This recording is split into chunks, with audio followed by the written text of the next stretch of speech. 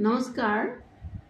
আজি মই যোৰহাটৰ পৰা কল্পনা শৰ্মাই সুদূৰ কৰ্ণাটকৰ অসমীয়া ভাষা সাহিত্যৰ মঞ্চ পোহৰ জোনাকী মহীশূৰলৈ শুভকামনা জনাই মোৰ এটি অনুভৱ ব্যক্ত কৰিবলৈ প্ৰয়াস কৰিছোঁ। ভুল হ'লে বিজ্ঞজনে শুধৰাই দিব বুলি আশা কৰিছোঁ। মোৰ কবিতাৰ শিৰোনামা হৈছে কোনে কয় নাৰী তুমি অবলা। কোনে কয় নাৰী তুমি অবলা। আজিৰ নাৰী কোনো দিশতেই পিছ পৰি থকা নাই। সকলো দিশতেই দীপে আগবাঢ়ি আকাশ চুম্বিছে।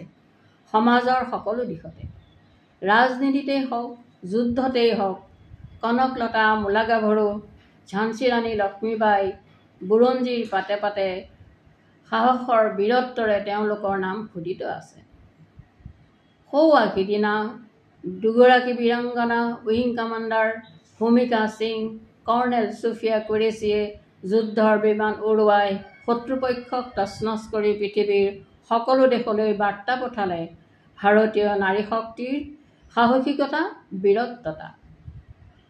জয় ভাৰত মাতা, জয় নাৰী শক্তি। কোনে কয় নাৰী তুমি অবলা। ধন্যবাদ।